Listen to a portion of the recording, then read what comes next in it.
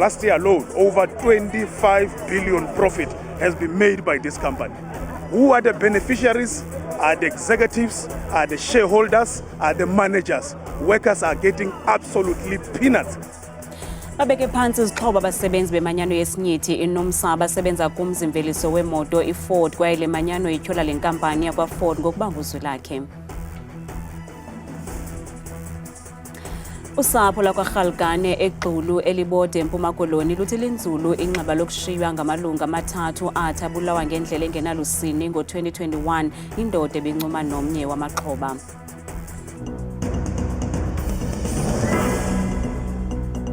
Sinamkele kwindaba zethu ngokuhlwanje yandaba indodwa ndihamba noPhumza Sikhumba noyitoliki yolwimi lwezandla Bhotani Mzontsundu.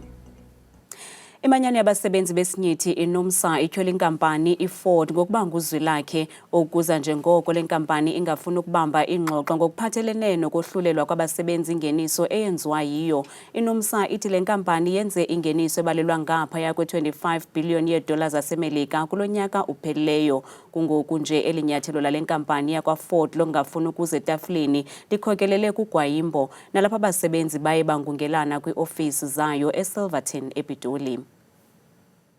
We want them to agree with the principle of profit sharing. iNUMSA ithi sele iminyaka emibini zama ukuthetha-thethana nale nkampani yakwaFord ngokwabelana nabasebenzi ngengeniso. Emva kokungafikeleli kwisivumelwano nale nkampani, le manyano ibhenele i-CCMA nalapho ifumene khona isiqinisekiso sokugwayimba. For last year alone, over 25 billion profit has been made by this company. Who are the beneficiaries?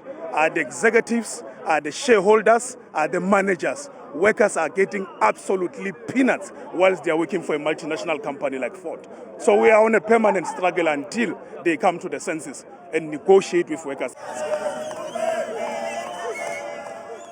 Le nkampani yakwaFord ithi izibophelele kuphuhliso lwabasebenzi bayo, ithi ukuphazamiseka kwemveliso kuzaba nefuthe elibi kuqoqosho nakuMzantsi Afrika ngokubanzi kuba eli lizwe laziwa njengendawo yokuqhuba ushishino.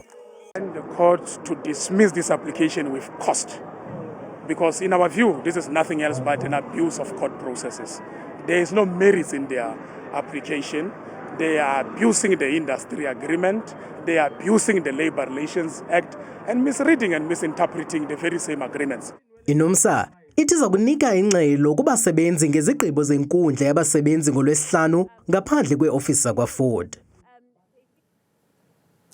Usapho lakwaRhalgane eGqulu eLibode eMpuma Koloni luthi linzulu inxeba lokushiywa ngamalungu amathathu akaRhalgane athi abulawa ngendlela engenalusini ngo-2021 indoda ebincuma nomnye wamaxhoba. Utata uXolile Rhalgane ukuthethe oku ngethuba ummangalelwa evele enkundleni kaMantyi yaseLibode ukuzawufaka isicelo sebeyili. Abahlali baphume ngendlu ukuza kuchasa eso sicelo. Ummangalelwa ujongene namatyala amathathu okubulala. uNtsiki Noyiya uyanaba.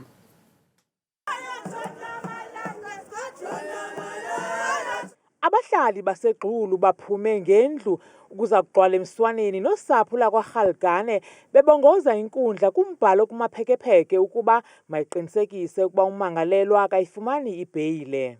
Imbi into esayibona ngalamini isengumbono ombi noba uyacinga uhleli ufike lambono. Silapha ke namhlanje sizovakalisa ubuhlungu esibuvayo nelali ngokubanzi ilapha ecourt namhlanje sizothi sirhalela angafumani bail kule court. Ummangalelwa ke ujamelene nezityholo zokubulala ngesikhali intokazi bencuma nayo umnakwayo nenkosikazi yomnakwayo ngaxeshanye.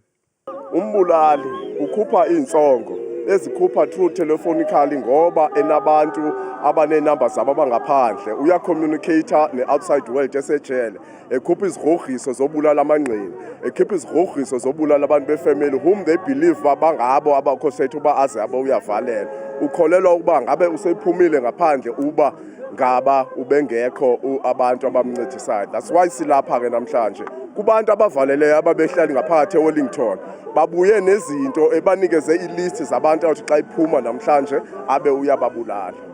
Nosodolophu kumasipala waseNyandeni unoloyiko xa ummangalelwa anokukhutshwa ngebheyile.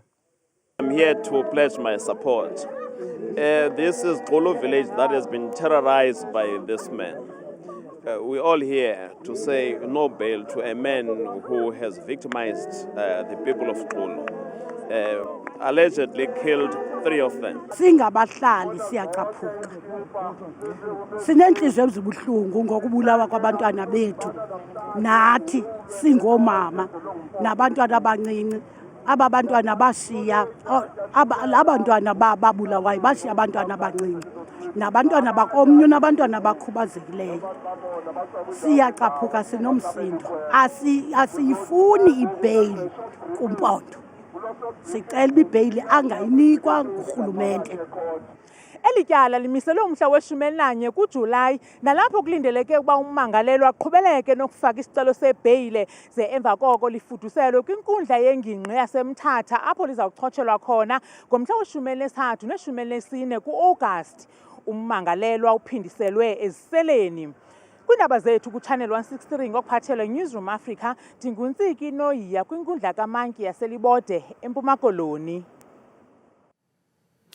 Lihlehliselwe umhla wama-21 ku-Agasti ityala likamfundisi Timothy Omotoso noyinkokheli yetyalike iJesus Dominion International kwakunye noLusanda Sulani noZukiswa Sitho atyholwa nabo emva kokuvela kancinci phambi kwenkundla ephakamileyo yaseGqeberha namhlanje. Esisithathu sijongene namatyala ngama-32 naquka elokudlwengula nokuthutyeleziswa kwabantu kwakunye nokuxhaphaza ngokwesondo amantombazanana aselula ngelokuwakhulisa ngokwasemoyeni. Igqwetha abamangalelwa uPeter Doberman uxelele ijaji ukuba ibuchitha ubungqina obuphambi kwale nkundla kuba abuzange buqokelelwe ngendlela eyiyo ngabatshutshisi ababekho ngaphambili. Watsho etyhola abatyhutyisi ngokukhuthaza amangqina ukuba axoke ukanti abezotshutshisi baziphikile ezi zityholo zamagqwetha abamangalelwa ngelithi azinasihlahla. Benze isiphakamiso ke kwijaji ukuba isikhabe ngawomane esi sicelo samagqwetha abamangalelwa ukanti lo ka-Omotoso seza kuhlala eziseleni ngelixa uSulani noSitho ibheyili yabo ithe yandiswa. Usapho lukaTshepo Soyise neminyaka engama-28 wase-Ikageng ngaphandle kwase-Potchefstroom eMntla-Ntshona lutyhola amapolisa ngorhuqa inyawo kuphando lokuduka konyana walo. Sekuphele iinyanga ezintlanu ngoku uTshepo wadukayo yaye usapho lukholelwa ukuba wabulawa ze waphoswa kumgodi ongasasebenziyo. Usapho luthi umntu ogqibelo wabona uTshepo ephila ngomhlobo wakhe owavuma ngokwakhe ukuba wambulala.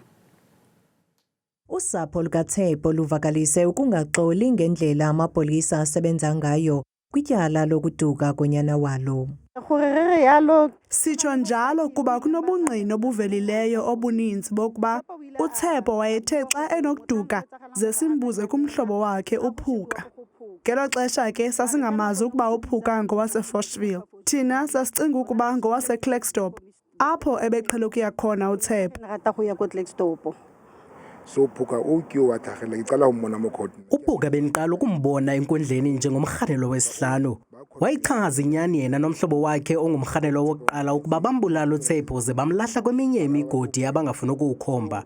Amapolisa athi abafuni ukuthetha inyani yaye akukho nto eza kuyenza wona. Andiwuqondi uba usebenza kanjani umthetho. I don't understand how umlawu usebenza kanjani. Ngelixa amapolisa ezikhabile ingxelo zokuba arhuqa inyawo ngelithi alandele wonke umkhondo athe awufumana. I don't agree with that statement. I really think the police have gone above and beyond.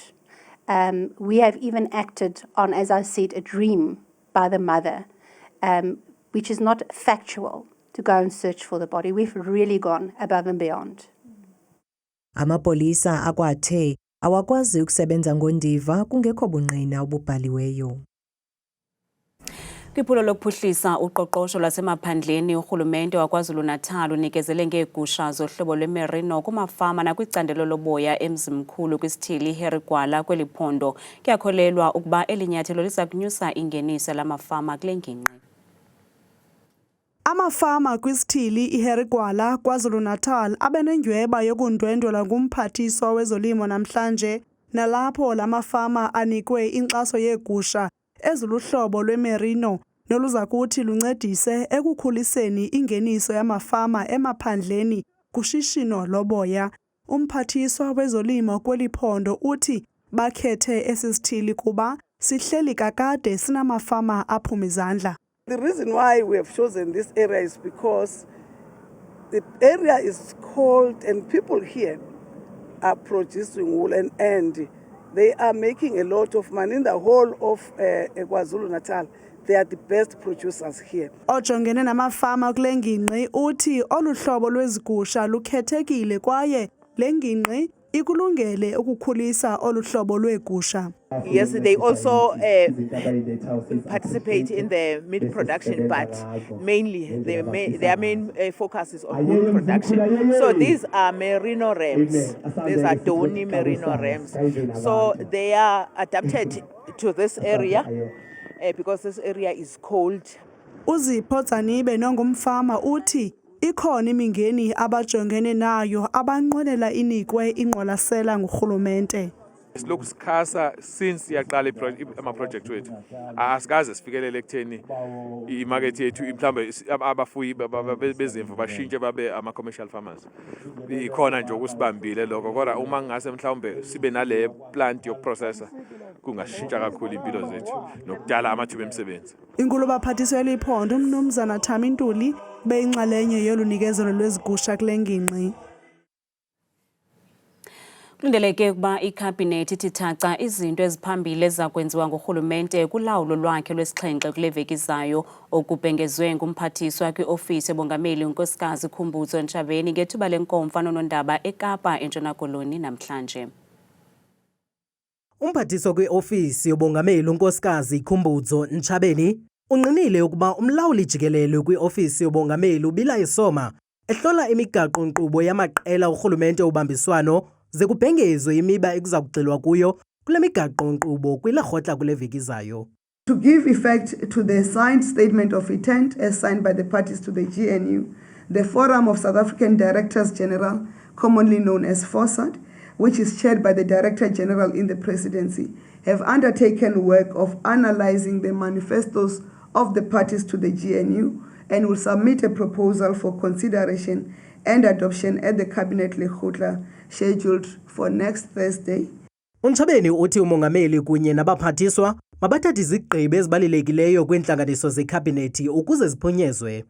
Ukanti ngaphambili ingcaphephe nabahlalutyi bezopolitiko bakhale ngobukhulu bekhabhinethi ngethuba umongameli uCyril Ramaphosa ebhengeza isigqiba sakhe. uNtshavheni uthi unobangela woku ziziphumo zolonyulo. The Constitution of the National Executive had to be cognizant of other national interests such as the demographics of the country, geographic spread, youth and gender representation.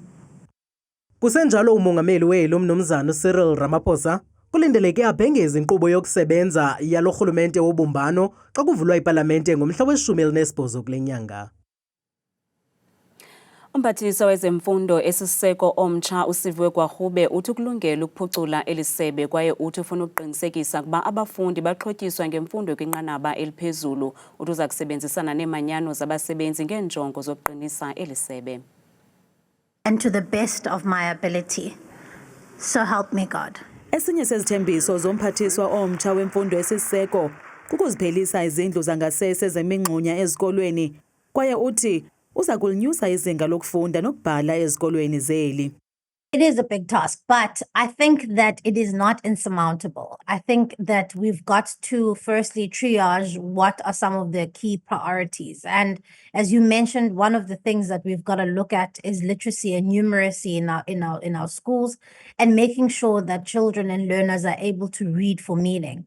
That becomes important because if we don't get the foundation phase right, of learners, then we are essentially locking an entire generation of learners out of an economy of the future. Kulandela ungoneliseki kombutho omele otishala isathu ngokonyulwa kwelungu le-DA kwesi sikhundla, uGwarhube uthi uza kuzama kuba nobudlelwane obuhle nemanyano kunye nabo bonke abachaphazelekayo kwisebe lezemfundo. I think it's absolutely, and it's not insurmountable at all, Iman. I think that if our stakeholders, particularly our trade unions, and if their priority is placing the learner at the center of all that we do, and of course placing the safety and the well-being of teachers as well, then we're definitely going to find each other. lo kaGwarhube oneminyaka engama-34 ubudala ngoyena mphathiswa omncinci ukuchongelwa kwesi sikhundla. Xa sityebisa amehlo kwiindaba zehlabathi, abemi baseLondon eBritani bavuke ngenjixukuxa ukuya kuvota kunyulo lukazwelonke namhlanje. Uninzi lunethemba lokuba lunyulo olu luza kuguqula ikhasi kulawulo lwelizwe, ngelixa abanye bethe abayiboni imfuneko yokuvota. Nakubeni kunjalo, abanye banethemba lokuba inkokheli eza kungena kwisikhundla sobunkulumbuso iza kubaphatha ngcono kunenkokheli ye-Conservative Party uRishi Sunak nongene kwesi sikhundla ngo-2022. Namhlanje abemi belizwe laseBritani bavotele inguqu yaye banelunda lokuba inkokheli yombutho iLabour Party uKeir Starmer uza kubanyula kumgxobhozo kudala bentyumpa-ntyumpeka kuwo. I'm hopeful but not super optimistic. So I'm trying to be optimistic but I want it to be good. Yeah, I don't want to say too much. Don't want to overpromise. I think it's been a pretty dreadful 10, 12, 14 years, so pretty optimistic. uStarmer oneminyaka engama-61 wayefudula eligqwetha lamalungelo oluntu yaye kungenzeka ibe nguye oza kuqala ikhasi elitsha lembali yolawulo olubhetele kweli lizwe. Kambe uZityandigila naye ekhuthaza abavoti ukuba bathabathe isigqibo esingqalileyo esiza kubakhulula emakhamandeleni abaphila phantsi kwawo. Kambe ukuphumelela kwakhe kuza kuthetha ukuba ngomso ilizwe laseBritani ke liza kuvuka linenkulumbuso entsha. Thelekisiwe ngalemva kwemini eRandburg eGauteng amaqela aza kuqobisana kwimidlalo ukuzibekela indawo kwitumente ye-AFCON ka-2025. iBafana Bafana iza kudlala kuGroup K nalapho kukho amaqela afana ne-Uganda, iCongo Brazzaville neSouth Sudan. Le tumente yamazwe ngamazwe aseAfrika iza kubanjelwa kwelaseMorocco kwaye iza kuqala ngomhla wama-21 kuDisemba ka-2025 ukuya kumhla we-18 kuJanuwari ka-2026. Nansi imozulu noThabile Makhaphela.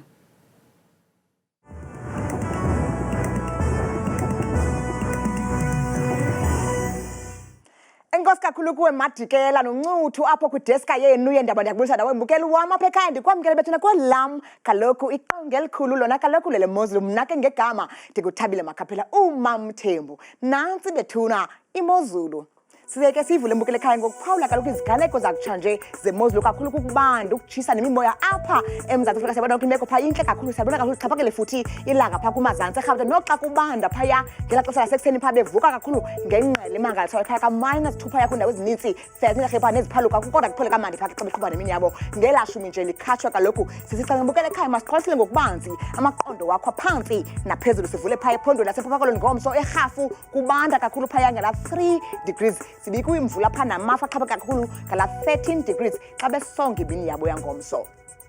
Zebenje nje phaya ephondweni laseFree State ngomso kumbindi kaloku mbukeli wam apha eMzantsi Afrika kuyabanda mpela phaya koVelcom ku-1 ngela xesha lasekuseni kodwa ke beqhube nemini yabo liye livela kakhulu futhi lalanga litshisa kamnandi kola 16 degrees xa besonga imini. Ze baphile ngolu hlobo bona phaya ephondweni laseNtshona Koloni ngomso njengapha kwiindawo ezikufuphi nonxweme phaya kaloku mbukele Fred Ndal kuyanetha ekuseni futhi bevuka kaloku ngala 11 degrees bayiqosisa kamandi imini yabo ngo-16 degrees obandayo. Kodwa yona imozulu phaya ephondweni laseNorthern Cape ngomso kubanda mpela phaa kwimpuma yalo mmandla phaya eKurumane ekuseni ngo-1 bayivala imini ngelanga ngo-19 degrees. Kuyabanda kakhulu phaa koDiara futhi bevuswa ku-1 ekuseni. Nantsi kaloku imozulu phaya ephondweni laseNorth West ngomso njengaphaa kaloku kwimpuma futhi eRustenburg umzekelo phaya ngala 1 ekuseni litshile nokho imozulu phaya ibe ntle ngama-20 nje mbukeli wam akhatshwa sesibini kwakhona. Kanti nathi kaloku imozulu apho sikhoyo kuseRhawutini bethu namazantsi nditshilo kakhulu uba kuyabanda phaya ngo-2 efenye erhini phaa kutshise kodwa phaya ngorhatya futhi ngo-17 degrees. eSpring sabanda kakhulu futhi ngela 10 likhatshwa sesixhenxe. Nantsi kaloku imozulu phaa kumantla apha eMzantsi njengaphaya kaloku eLimpopo phalaburwa kuhle noko phaya ekuseni yancomoka la mozulu noxa ukhona umoya obandayo phaya ngala 11 degrees bayisonga imini ngama-20 mbukeli wam ekhaya akhatshwa sesixhenxe. Sehle njalo sijonge kaloku phaya ephondweni laseMpumalanga ngomso njengaphaya eSikhukhuza kuyabanda ekuseni bevuswa 6 bayivale kamnandi noko imini ngelanga ngo-27 degrees. Mbukeli wam ekhaya kanti kaloku siyayivala siyisonga imozulu kula miqonga phaya KwaZulu Natal kubanda mpele Kokstad ku-1 phaya ekuseni qabaqaba ngamafu xa bevala imini yabo ngo-18 degrees. Kuyabanda futhi naphaya eThekwini ekuseni ngo-14. Mna ndodwa ndikuthanda kangaka xeshwele imiyoli.